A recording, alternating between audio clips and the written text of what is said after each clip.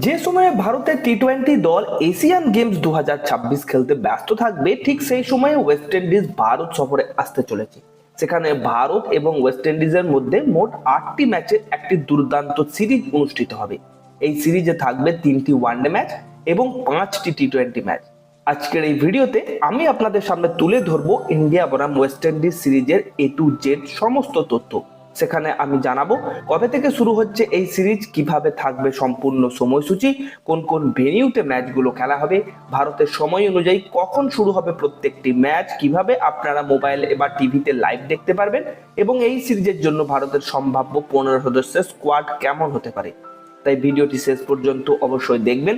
ভিডিওটি লাইক ও শেয়ার করতে ভুলবেন না। চ্যানেলটিকে সাবস্ক্রাইব করে বেল আইকনটি প্রেস করে দিন। চলুন তাহলে আর দেরি না করে শুরু করা যাক এই সিরিজের সম্পূর্ণ সময়সূচি দিয়ে। প্রথমেই শুরু হচ্ছে 3 ম্যাচের ওয়ানডে সিরিজ দিয়ে। প্রথম ওয়ানডে ম্যাচটি অনুষ্ঠিত হবে আগামী 27 সেপ্টেম্বর তিরুবনন্তপুরম স্টেডিয়ামে। দ্বিতীয় ওয়ানডে ম্যাচটি অনুষ্ঠিত হবে 30 সেপ্টেম্বর গুয়াহাটিতে, এবং তৃতীয় ও শেষ ম্যাচটি অনুষ্ঠিত হবে 3রা অক্টোবর নিউ চণ্ডীগড়ে। এই 3টি ম্যাচই ভারতীয় সময় অনুযায়ী দুপুর 2টো থেকে শুরু হবে। এরপর শুরু হবে 5 ম্যাচের টি-20 সিরিজ।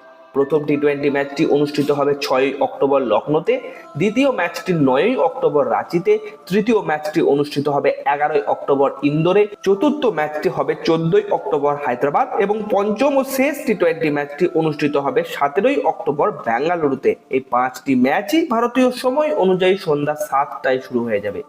এবার যদি আমরা ভারতের সম্ভাব্য 15 সদস্যের স্কোয়াডের কথা বলি, তাহলে এই সিরিজে অনেক বড় বড় খেলোয়াড়কে আমরা মিস করব, কারণ সেই সময় ভারতের টি-20 দল এশিয়ান গেমস খেলতে ব্যস্ত থাকবে। আর এশিয়ান গেমসে যে সমস্ত প্লেয়াররা থাকছে তারা সম্পূর্ণভাবে এই সিরিজ থেকে বাইরে থাকবে। এই স্কোয়াডে অধিনায়ক হিসাবে দেখা যেতে পারে শুভমান গিলকে। এছাড়াও দলে থাকতে পারেন রোহিত শর্মা, বিরাট কোহলি, কে.এল. রাহুল। শ্রেয়াস আয়ারের জায়গায় দেখা যেতে পারে রজত পাতিদারকে।